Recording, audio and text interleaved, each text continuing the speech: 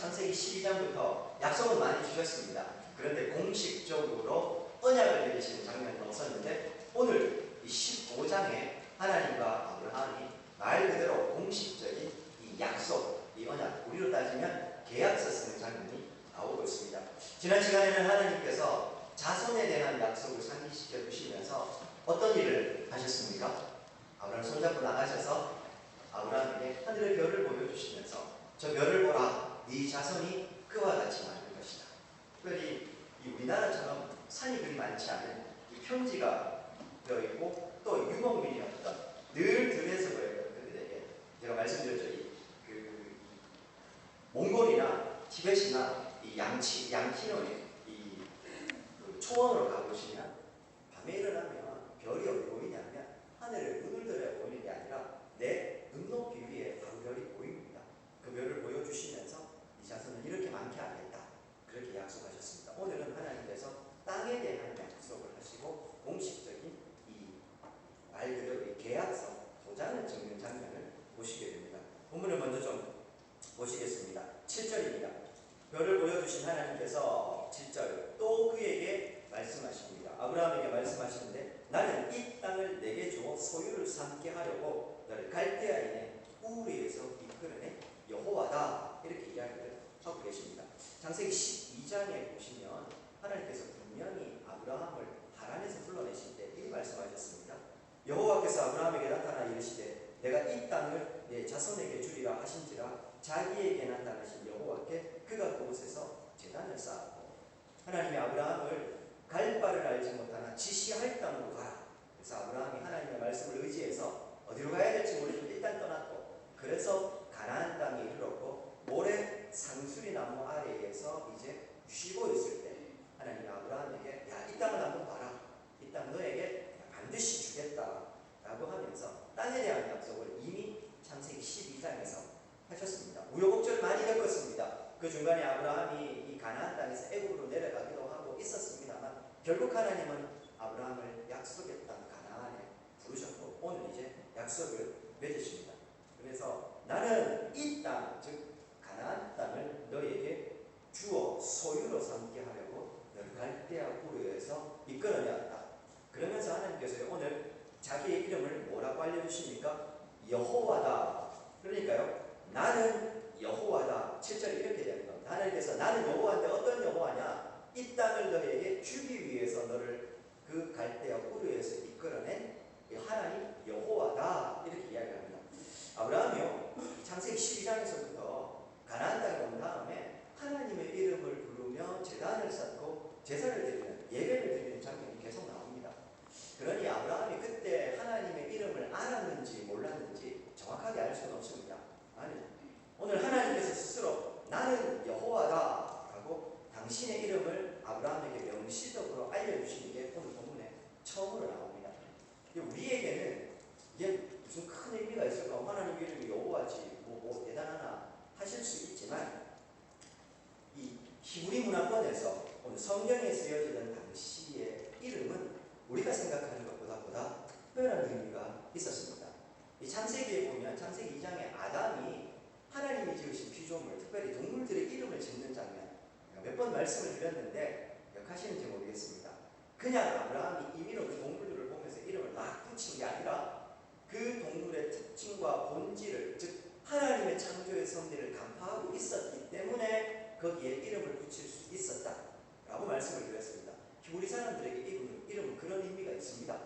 또 그리고요, 이 전쟁에 나갔을 때, 고대 근동의 이 문헌을 살펴보면 전쟁에 나갔을 때 상대편, 적국의 장수의 이름을 아는 것은 그 사람을 이길 수 있는 그 전략과 전술을 간파하고 이길 수 있는 전략을 마련하는 첫 번째 첩경이었다고 합니다. 우리나라 요즘 같은 시대야 정보가 홍수 속에 사니까 누가 이름인지 누가 왔는지 금방 알게 되지만 그렇지 않았던 시대라는 것이죠. 뿐만 아니라 고대 근동에서 이 신의 이름을 안다는 것은 그 신이 가지고 있는 특별한 능력을 내가 다 취할 수 있다는 걸 의미하며, 반대로 상대편의 신의 이름을 안다는 것, 그 신의 능력을 미리 예방하고 이길 수 있다는 걸 상징을 했었습니다. 근동사회에서 나라와 나라, 민족 신과 신의 전쟁, 그들이 섬기는 신과 신의 전쟁이다. 그런 말씀을 제가 드린 적이 있습니다. 그래서 이스라엘 백성들이 저 사무엘서의 사울이 이 블레셋과 전쟁에서 지자 이스라엘 이 블레셋 사람들이 사울이 가지고 왔던 이 언약을 자신들이 섬겼던 다곤 신전 앞에다 두는 전리품으로 취하는 것, 즉 우리 신이 저 신을 이겼다, 이런 말씀을 드렸습니다. 그런 만큼 이 신의 이름을 알고 있고 누군가의 이름을 안다는 게 굉장히 특별한 의미가 있었습니다. 그런 의미에서 오늘 7절을 보시면 하나님께서 아브라함에게 찾아오셔서요, 이 땅에 대해서 다시 한번 더 확인을 해주시면 내가 너한테 주기로 했는데 나는 바로 여호와다, 이렇게 자신의 이름을 알려주고 계십니다. 군대 갔다 오신 남자들은 다 알고 계시죠? 군대에서요 정해진 규칙이 있습니다. 군대는 규율사회 아닙니까? 규칙이 있는데 그 모든 규칙을 넘어서는 게 있습니다. 뭡니까? 사령관의 명령이다, 사단장의 명령이다, 그 부대의 장의 명령이다 하면 기본적인 규칙 다 넘어갈 수 있습니다. 이 위병소를 통과할 때도 탁 잡았다가도 사령관님 명령으로 갑니다. 그러면 아무 말 못합니다. 그렇지 않습니까? 이름은 특별합니다. 회사에서도 사장님의 명령이다, 그럴 수 있습니다. 오늘날도 그런데요, 당시에 오죽했겠습니까? 하나님께서 이 언약을 확인해 주시면서 이 언약의 주체가 바로 나 여호와다 라고 알려주고 계시는 겁니다. 이것보다 더 확실한 거 어디에 있겠습니까? 사랑하는 여러분, 하나님께서요 오늘 그러니까 아브라함에게 아브라함의 마음이 흔들렸지 않습니까? 지난주에 메소포타미아 그돌라오멜 연합군 이기고 나서 돌아오긴 했지만 두려운 마음이 있었던 겁니다. 이게 과연 될까? 믿음으로 또 은혜로 이 그돌라오멜 연합군을 물리치고 조카 롯도 구해오고 전리품도 취해오긴 했는데 여전히 하나님의 언약에 대해서는 의구심이 들었고 나는 아직 내 이름으로 된 땅 한 평도 없고 자녀도 한 명 없는데 도대체 언제 이 땅을 다 차지하고 도대체 언제 그 창대한 민족을 이루겠나 하는 두려움, 의심이 들었었습니다. 그 아브라함에게 하나님께서 오늘도 다시 한 번 더 야, 내가 여호와야 하면서 그 언약을 약속을 해주시는 겁니다. 사랑하는 여러분, 믿음의 여정을 걸어가는 동안에요 우리도 흔들립니다. 흔들려야 인생이 그렇지 않습니까? 은혜가 있어도 의심이 들고 은혜가 있어도 때때로 내 마음이 무너지는 순간이 있습니다. 특히 은혜로만 살아갑니다. 은혜로도 안 되는 영역이 있습니다. 은혜로 안 되는 게 어딨노? 라고 말씀하실 수도 있지만 실제로 그렇지 않습니까? 우리 밤새도록 기도하면서 하나님 내게 은혜를 달라고 그 새벽에 하나님께서 내게 찾아오셔서 새벽에 하나님 앞에 울고 돌아서서 다시 그 상황을 마주한다고 해서 모든 게 이어집니까? 안 되지 않습니까? 은혜로 오늘 밤새도록 기도했지만 내일 아침에 다시 또 마주치면 이게 안 넘어가지는데 그게 인생인 겁니다. 근데 그래도 괜찮지 않습니까? 오늘 하나님 보십시오. 아브라함에게 끊임없이 나타나셔서 말씀하시고 약속을 주셨음에도 그가 흔들리니 다시 찾아오셔서 믿게 해주시는 겁니다. 야, 내 이름이 여호와야, 내가 바로 여호와야 하면서 하나님께서 그 말씀해 주시는 겁니다. 아브라함을 아셨던 하나님, 우리들 모르시겠습니까? 알고 있습니다. 아브라함도 연약한 인생, 나도 연약한 인생 하나님이 아십니다. 그래서 우리도 원하기만 하면 우리가 다시 흔들려도 괜찮습니다. 하나님 앞에 나와서 주님 내 마음이 이렇습니다. 나도 아브라함처럼 또 흔들립니다. 하나님 찾아오셔서 말씀해 주실 겁니다. 확인해 주실 겁니다. 이렇게 당신의 이름을 다시 말씀해 주실 겁니다. 자, 하나님께서요 당신의 이 이름을 말씀하시면 이 땅을 주겠다 하니까요 8절 보십시오. 그가 이르되 아브라함이 말하라. 주 여호와여, 내가 이 땅을 소유로 받을 것을 무엇으로 알겠습니까? 아니 하나님 이렇게까지 말씀하셨는데 아브라함이 또 못 믿어서 그럽니다.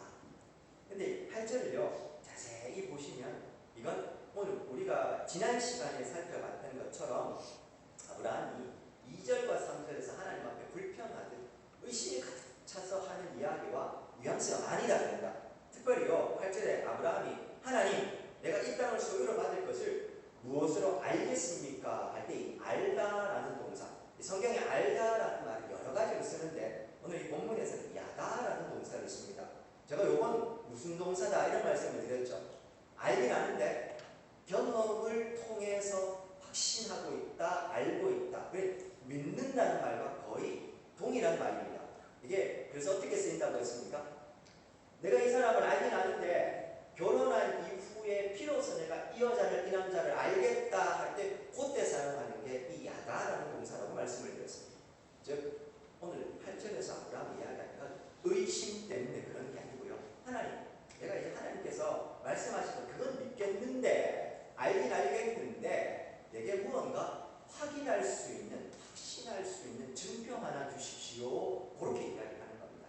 우리 이런 모습들 많이 봤지 않습니까? 뭐 예를 들면 기드온 같은 경우는 양털 뭉치 보고서 하나님 약속 주셨는데 하나님 양털 뭉치에다가 여기만 있을 내리고 바깥에만 있을 내리고, 히스기야 왕 같은 경우는 기도하다가 생명연장 하나님 앞에 응답은 받지만 다시 하나님 앞에 증표를 구하지 않습니까? 그래서 하나님 해 그림자가 뒤로 물러가게 해주십시오. 못 믿어서 그런 게 아니고요. 하나님 일말의 의심이 될 만한 것도 다 물리치고 나 이제 하나님을 믿으니까 확실하게 내가 의심하지 않은 거 하나만 붙잡을 수 있게 되게 그 전인격적인 신뢰와 믿음의 증거 하나만 보여주십시오. 그렇게 이야기를 하고 있었던 겁니다. 마태복음 7장에 보면 예수님께서도 우리에게 이렇게 이야기하십니다. 구하라 그리하면 너희에게 주실 것이요, 찾으라 그러면 찾아낼 것이요, 문을 두드리라 그리하면 너희에게 열릴 것이니, 구하는 이마다 받을 것이요, 찾는 이마다 찾아낼 것이요, 두드리는 이에게 열릴 것입니다.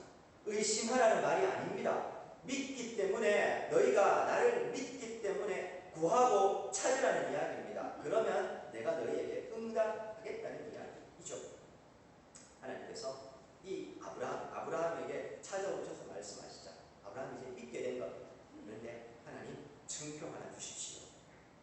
9절부터요. 하나님께서 알았다 그러십니다. 9절에 보시면 여호와께서 아브라함에게 말씀하십니다. 나를 위하여 3년 된 암소와 암염소와 순양 그리고 산비둘기와 집비둘기 새끼를 가지고 오라 그렇게 이야기합니다. 10절에 보면요. 하나님 가지고 오라 그랬는데 아브라함이 어떻게 하고 있습니까? 이걸 중간을 쪼개고 그 쪼갠 것을 마주대하게 서로 마주보게 이렇게 배치를 했다 그렇게 이야기하고 있습니다. 하나님이 어떻게 하라고 하지도 않았는데 아브라함이 그걸 가지고 와가지고요 이미 그걸 다 쪼개가지고 마주보게 만들어 놓은 거예요. 이유가 뭘까요? 오늘 이 장면이요 우리에게는 굉장히 생소한 장면인데 아브라함이 살았던 시대에는 하나님이 짐승 가지고 와라 할 때 이게 어떤 의미인지 아브라함뿐만 아니라 모든 사람들이 다 아는 굉장히 익숙한 장면. 이게요 오늘날 제가 요즘 이 리모델링 때문에 도장을 참 많이 찍습니다. 제가 여기 와서 직접 해보는데요. 왜 계약서 도장 찍으면 한 번만 찍는 게 아니라 그 계약서가 10페이지면 10페이지마다 다 찍지 않습니까? 그걸 제가 손 아프도록 찍고 있습니다. 나는 계약서 찍자는 겁니다. 그런 장면을 이야기하는 겁니다. 고대 근동사회에서요. 나와 상대방이 계약을 맺고 우리가 이렇게 하기로 한다 하고 계약을 다 맺은 다음에 마지막으로 그 계약을 확인하기 위해서요. 짐승을 가지고 와서 그 짐승을 죽여서 쪼갠 다음에 그걸 갈라놓고 중간에 길을 하나 만들어 놓습니다. 그리고 그 사이를 계약 당사자 쌍방간에 손을 잡고 요 두 사이 쪼갠 짐승 사이를 걸어갑니다. 제가 이거 이전에도 몇 번 말씀을 드렸죠. 그래서 어떤 의미가 있다고 했습니까? 우리의 계약이 성립이 됐고 이제 이 계약을 어기는 사람은 누구든지 간에 이 짐승이 쪼개지는 것처럼 쪼개서 죽임을 당할 것이다. 그거 확인하는 게 오늘 이 본문의 모습이라고 말씀을 드렸습니다. 즉 하나님께서 본문을 가지고 와라 이렇게 얘기하니까 아브라함이 알았다는 겁니다. 하나님께서 계약서 도장 찍자고 하시는 거구나. 그래서 아브라함이요 계약을 맺기 위해서 하나님이 말씀하신 짐승들 다 가지고 와서 그걸 다 죽여가지고 쪼개어서 길을 마련해 놓고 있는 겁니다. 자 이제 하나님과 함께 아브라함이요 계약서 도장 찍을 언약식을 할 준비를 하고 있습니다. 그런데 12절부터 보시면 당황스러운 장면이 또 하나 등장합니다. 지금요 하나님하고 아브라함하고 계약서 도장을 찍어야 되는데 12절 보십시오. 해질 때에 아브라함에게 깊은 잠이 임하고 큰 흔들림과 두려움이 그에게 임했다. 그냥 아브라함이 잠이 들었다가 아니고요. 깊은 잠이 그에게 어땠다고요?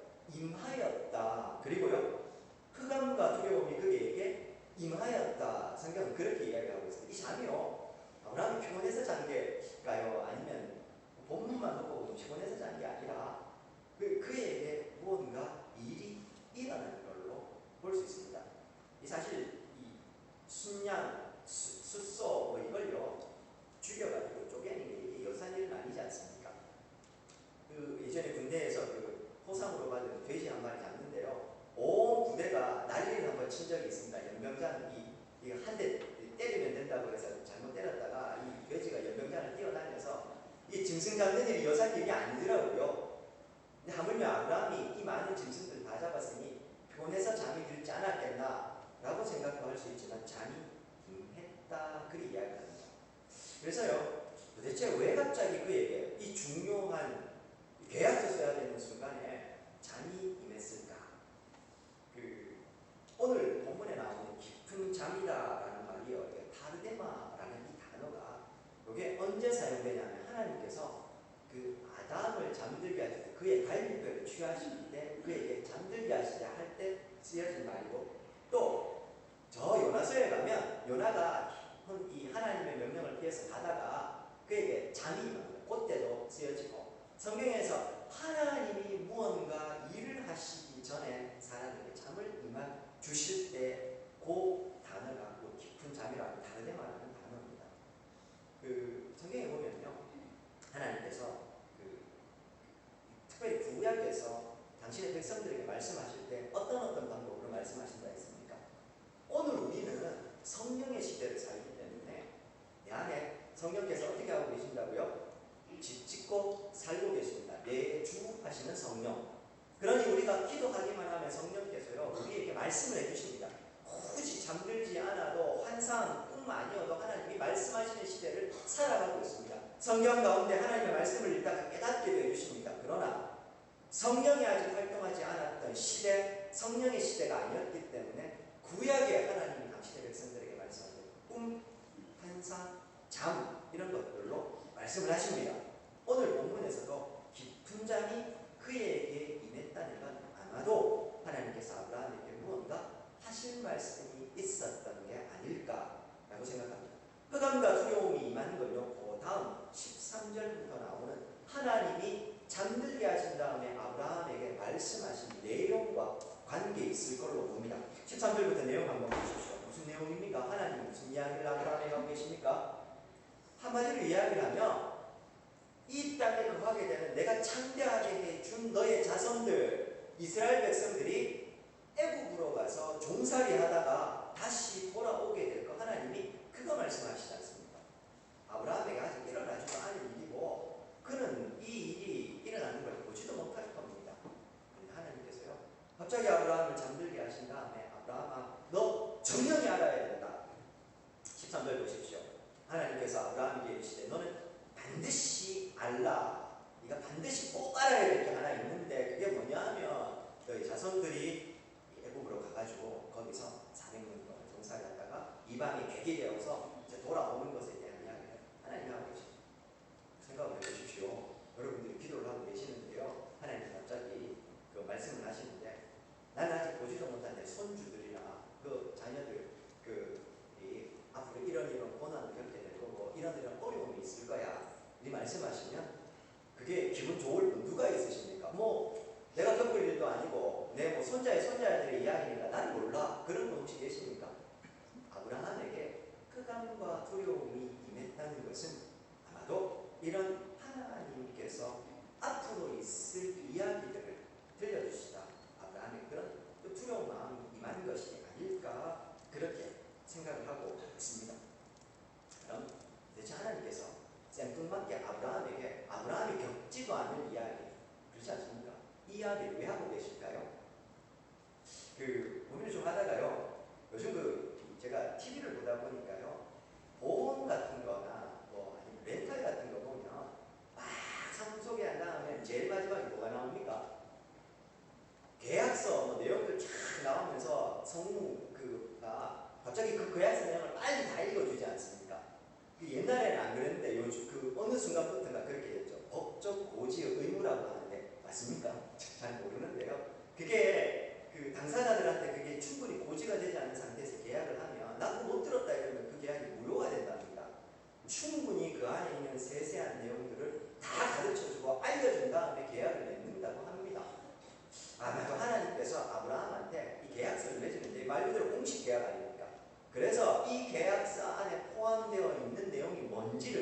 하나님께서 가르쳐 주십니다.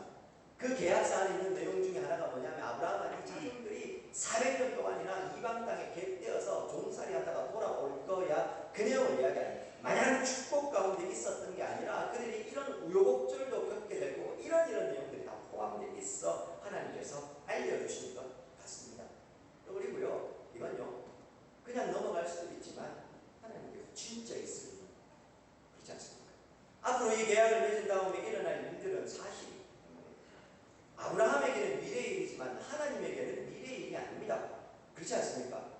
시간을 초월해 계시는 하나님의 입장에서는요, 아브라함에게 미래지만 하나님에게는요, 영원한 역사적 현재. 하나님에게는요, 과거의 시점도 없고 미래의 시점도 없습니다. 하나님에게는 항상 현재적 시점밖에 없습니다. 우리에게 미래조차 하나님에게는 현재의 일인 겁니다. 역사의 시작부터 끝까지 하나님은 다 한눈에 보고 계시고 현재의 시점으로 보고 계시니 아브라함에게 그걸 가르쳐 주시는 겁니다. 그래서 하나님께서요, 계약을 맺으실 때 그걸 다 가르쳐 주시는 겁니다. 다음 17절에 보시면 해가 져서 어두울 때에 하나님께서 어떻게 하고 계십니까? 연기나는 화루가 보입니다. 이 화루가 보인다는 말은요, 연기가 난다는 말. 이 솔로몬이 성전 낙헌식 할 때, 낙성식 할 때 성전에 구름이 임합니다. 그 모세에게 하나님 찾아오실 때도 떨기나무 가운데 불꽃으로 찾아오셨습니다. 출애굽 13장에서 이스라엘 백성들에게 하나님의 현현, 하나님이 그들과 함께하고 있음을 보여주신 것으로 불기둥과 구름기둥이 있었습니다. 하나님이 찾아오십니다. 그리고요, 타오는 횃불이 쪼갠 고기 사이로 지나갔다. 그렇게 이야기를 합니다. 하나님께서 찾아오셔서요, 이 횃불, 이 쪼개놓은 사이로 횃불이 지나갔다. 하나님께서 거기를 지나가셨다는 것을 상징을 하게 되는 겁니다. 오늘 본문에서 참 놀라운 게 뭡니까? 제가 아까 이 계약을 맺을 때 짐승을 쪼개놓고 여기 쌍방, 계약의 당사자들이 이 쌍방간에 다 지나가야 된다고 했죠. 근데 오늘 본문 17절에서 아브라함이 지나갑니까? 지나가지 않습니까? 지나가지 않습니다.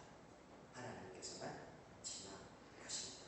하나님께서 홀로 그 사이를 지나가고 계십니다. 그리고 18절부터 21절까지는요, 계약 내용을 다시 한 번 더 확인해주고 계십니다. 그날에 여호와께서 아브라함과 더불어 언약을 세워 이르시되 내가 이 땅을 애굽 땅에서부터 강행을 해서 이 계약, 땅의 계약이 미치고 있는 범위가 어디까지인지를 확인해주면서 오늘 본문이 마무리되고 있습니다. 아브라함 지나가지도 않았는데요, 하나님이 홀로 지나가시면서 이 계약을 일방적으로 맺어버리시는 겁니다. 그럼 이게 무슨 의미일까요? 이 계약의 책임을 아브라함 너한테 지는 게 아니라 내가 홀로 감당을 하겠다. 이 모든 계약의 책임을 내가 홀로 지겠다라는 하나님의 의지의 표현인 것입니다. 아브라함은 지나가지는 않았습니다. 상징적으로 아브라함이 이 언약에 대해서 신실하지 않아도, 제대로 지키지 않아도 하나님 말씀하시는 겁니다. 아브라함, 네가 신실하지 않아도, 이 계약에 대해서 제대로 지키지 않아도 괜찮아. 내가 이 모든 언약을 책임지고 지킬 것이기 때문에. 즉, 이 언약에 대해서 제대로 지키지 못하는 때 내가 이걸 잘못 지키면 내가 다 여기에 대해서 이 짐승들처럼 쪼개짐을 당할 것이다. 하나님이 말씀하시는 것입니다. 이 사실 이 하나님의 모습이요, 이게 그 당시의 계약을 맺던 모습에서 보면 굉장히 얼토당토 않은 굉장히 예외적인 모습입니다. 아니, 그 쌍방간에 해야 되면 저도 도장을 찍고 그 계약을 하시는 분도 도장을 찍어야 되지 않습니까? 근데 그 도장을요, 저는 안 찍고 저쪽에서, 업체 쪽에서만 계속 도장을 찍은 겁니다. 제가 잘 몰라도 그 계약서를 들고 가면 제 도장이 안 찍혀 있으면 제가 거기에 대해서 이행을 안 해도 법적 의무가 없는 거 아닙니까? 당신 혼자 찍었으니까 당신이 알아서 책임지시오. 하나님이 지금 그거 하고 있으신 겁니다. 내가 이 모든 언약을 책임지고 지키겠다는 겁니다. 계약으로 보면 놀라운 것이지만 사실 창세기 12장 이후부터 하나님이 아브라함을 어떻게 인도하셨는지를 보면요, 별로 놀랍지는 않습니다. 12장 처음 찾아오신 것도 하나님이었습니다. 아브라함이 잘난 사람이어서 찾아왔습니까? 아니요. 그가 하나님을 위해서 무언가 했다는 것이 없습니다. 그저 하나님께서 일방적으로 찾아가셔서 그를 부르셨습니다. 가나안 땅에서 이 땅을 너한테 주겠다고 약속하실 때도 하나님이 그냥 오셔서 주겠다 하셨습니다. 애굽 땅으로 내려가는 실수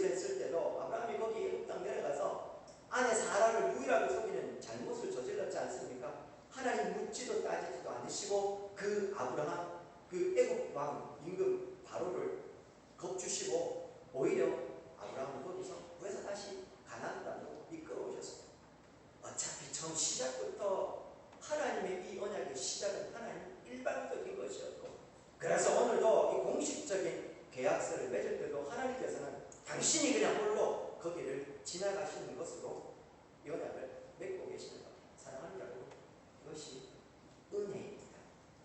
이것이 오늘 우리가 하나님 은혜를 베풀어 주십시오 라고 말할 때 그 은혜의 본질인 겁니다. 은혜라는 말 자체가요, 자격 없는 사람에게, 자격 없는 누군가에게 그 베풀어지는 선이, 자비를 뜻하는 게 은혜라는 겁니다. 자격이 있어서 받는 게 아니라는 말입니다. 그런 부분에서요, 기도하실 때 하나님, 제가 하나님 앞에 이런 거 기도할 자격도 없고 괜찮습니다. 자격 없는 거 하나님 원래부터 하셨고 우리는 자격이 있는 인생이 아닙니다. 반대로 이야기를 하면 내가 하나님, 저는 하나님 앞에 40일을 금식을 했고 매일매일 하나님의 말씀을 내가 몇 시간 읽고 있고 몇 시간을 기도했기 때문에 나는 하나님 앞에 이 정도 받을 자격이 있습니다. 권리가 있습니다. 그것도 말 안 되는 겁니다. 내가 그렇게 할 수 있는 능력을 주시고 힘을 주시고 시간을 주신 건 누구라는 말입니까? 자격 없는 겁니다. 반대로 그 반대를 이야기해도 내가 아무것도 하지 않아도 하나님, 나 아무것도 한 것도 없지만 면목이 없지만 하나님 앞에 다시 나올 수 있는 건요, 하나님의 이 은혜 때문에. 아브라함의 언약의 시작이 그랬던 겁니다. 그 아브라함의 언약의 시작이 돼서 영적 아브라함의 후손들, 그가 믿음이 의로 여겼던 하나님의 그 놀라운 섭리 가운데 칭의를 받아서 여기에 있을 수 있는 구원받은 우리들 또한 하나님 앞에 어떠한 공로도 없이 오직 하나님의 은혜로 여기에 있는 겁니다. 이후에 아브라함은 끊임없이 하나님 앞에 이 부족한 모습을 보입니다. 그런데 하나님은 그것과 상관없이 그에게 계속해서 이 약속을 하나님 스스로 맺기 위하여 충실하게, 성실하게 책임을 다하고 있는 겁니다. 사랑하는 여러분, 오늘 어떤 마음으로 하나님의 전에 나오신지 모르겠습니다. 어떤 마음으로 예배하러 오셨습니까? 지난 한 주간 동안 잘 사셨습니까? 그래서 당당하게 오셨습니까? 아니면 반대로 하나님 기도도 못하고 아무것도 못하고 하나님 앞에 하나님 죄만 짓다가 왔습니다. 그렇게 오셨습니까? 어떤 모습으로 오셔도 괜찮습니다. 하나님의 은혜는 어떤 사람을 다 안아주시는 것. 그러니 그 하나님의 은혜로 다시 나아오셔서요, 다시 기도하시고 다시 하나님의 이 은혜로 일어서시면 되는 겁니다. 원래 은혜가 자격 없는 인생에게 주어지는 겁니다. 말씀을 좀 맺겠습니다. 본문 11절 한번 보시겠습니다. 아브라함이 동물을 짐승을 쪼개가지고 갈라놓자요. 무슨 일이 벌어집니까? 솔개가 그 사체 위에 내릴 때에 아브라함이 쫓았더라, 이렇게 이야기합니다. 여기 아브라함이 쫓았더라라는 이 동사가요, 쉽게 얘기하면 과거 미완료형입니다. 과거에 어느 한 시점에 아브라함이 한 번 한 동작이 아니라 한 번 한 행동이 아니라 끊임없이 미완료니까 완료되지 않으면 반복해서 계속해서 그 일을 하고 있었다. 본문으로 따지면요, 솔개가 그 사칠 위에 내려오려고 하니까 아브라함이 솔개를 쫓는데 한 번 쫓고 말았던 게 아니라 얘가 계속 내려오니까 내려올 때마다 아브라함이 계속 쫓고 있는 겁니다. 아니, 지금 아브라함이 하나님과 함께 대단한 이 경건한 언약식을 치르려고 하는데 솔개가 와서 자꾸만 이 동물의 사체니까요, 자꾸 내려오는 겁니다. 아브라함이 쫓고 있는 겁니다. 아니, 여러분, 은혜의 자리에 나아가시려고 하면 그때마다 쉽게 은혜의 자리로 나아가실 수 있으셨습니까? 우리가요, 이렇게 말씀드리면 어떨지 잘 모르겠습니다만 제대로 한번 살아보려고, 하나님 은혜로 말씀대로 한번 내가 살아보려고 결심하면 그날은요, 예배 마치고 가는데 갑자기 막 내가 운전해 가는데 차가 확 끼어들거나 해서 막 이렇게 막 험한 소리 하게 만들고 막 갑자기 일도 안 되고 좀 우스갯소리를 이야기하지만 성도가 은혜의 자리로 나아가려고 하면 쉽지 않습니다. 끊임없이 솔개가 내려와서 이 은혜의 자리를 파해버리려고 계속해서 하는 것. 우리가 해야 될 일이 뭐가 있습니까? 계속해서 쫓는 겁니다. 한 번, 두 번이 아니고요, 그 은혜의 자리를 지키기 위해서 계속해서 쫓아내야 되는 겁니다. 그리고 그 자리를 계속해서 지켜야 되는 겁니다. 이 말씀드리죠. 이 신앙의 왕도는 없습니다. 쉽게 갈 수 있는 거 없다. 기도도 할 만큼 해야 합니다. 말씀도 그 읽을 만큼 읽어야 하는 겁니다. 말씀 읽지 않고 하나님의 뜻을 깨닫는 방법 저는 아직까지 본 적이 없습니다. 하나님의 말씀이 어떤지 보시고요. 그 속에서 하나님이 말씀하시는 게 뭔지를 정확하게 알아야 하나님의 뜻도 정확하게 아는 법입니다. 살아가는 삶의 순간도 마찬가지입니다. 하나님 불러주신 삶의 자리, 일터에서, 가정에서 주의 나라 세워가는 거 쉬우셨습니까? 우리 교회 전체 교우가 뭡니까? 부르심의 자리에서 하나님의 나라 세워가자. 일터에서, 가정에서 세워가려고 하는데 그게 쉬우셨습니까? 아니요. 끊임없이 나를 시험하고 넘어뜨리려고 하고 대충 살아도 돼 라고 말합니다. 사랑하는 여러분, 그때마다요 다시 내 마음 붙잡고 하나님 이 솔개 쫓아버려야죠. 다시 하나님의 은혜로 나아오는 것, 그렇게 살아가는 것, 그게 신앙생활입니다. 언제까지요? 하나님 앞에서는 그날까지 살아야 하는 것입니다. 복음의 가치가 참 희귀하지만의 시대를 살고 있습니다. 교회를 교회답게 세우고 싶은 마음이 있습니다. 그리고 하나님의 말씀 이렇게 말씀하시면 그대로 한번 해보려고 한 고민을 많이 합니다. 장로님들과 늘 그런 고민들로 시간을 늘 보내게 됩니다. 근데요, 그때마다 듣는 게요, 참 쉽지 않다는 겁니다. 복음의 가치를 실제 삶으로 적용해서 살아가는 게 교회 내 깊이 뿌리 내리는 것이 참 쉽지 않구나, 그런 생각들을 참 많이 하게 됩니다. 오직 하나님의 은혜만이 우리 교회에 가게 하고 싶은데요, 그것도 쉽지 않습니다. 그런데요, 그때마다 다시 다짐하는 게 있습니다. 하나님, 말씀이 희귀해져 가고 복음의 가치가 참 웃음거리가 되는 오늘 이 시대에 우리 군장로교회만이라도, 우리 성도님들만이라도 삶을 통해서 복음이 참된 가치이고 생명이고 능력이고 하나님의 말씀대로 사는 그 인생에 참된 길이 있음을 하나님 보여주는 삶의 증거가 될 수 있게 도와주십시오. 그렇게 기도합니다. 제가 다른 교회를 무시하거나 그게 아닙니다. 그렇다고 해서 우리 잘났다, 내 잘났다 그렇게 하겠다는 게 아닙니다. 겸손하게 이 길을 걸어가지만 그러면서도 동시에 하나님의 말씀을 잘 짚고 그렇게 살았을 때 다른 사람은 몰라도 군위에 있는 사람들이 다 보면서 야, 그래도 저 사람을 보니까 하나님이 살아있는 것 같고 말씀대로 사니까 되는 것 같다. 저 교회를 보니까 하나님의 말씀대로 복음의 가치에 충실하면 하나님께서 진짜 함께 하시는구나, 그 가치를 좀 보여주고 싶은 겁니다. 그런 욕심이 있습니다. 그런데 그게 쉽지가 않습니다. 그렇지 않습니까? 그거 하다 보면 때로는요, 우리의 마음이 상해야 됩니다. 그거 하다 보면 때때로 누군가는 마음 아픈 일도 좀 겪어야 되고, 누군가에게는 이게 말도 안 되는 일이 되어야 하는 겁니다. 맨날 그렇게 얘기합니다. 보러 가도 서울만 가면 된다. 공 잡는 게 매다. 너 그렇게 하다가 교회 안 된다. 너 혼자 잘났냐? 니만 목사가. 그런 이야기 얼마나 많이 듣는지 모릅니다. 그때마다 죄송합니다. 근데 속으로 다시 다짐하게 됩니다. 그래도 어쩔 수 없습니다.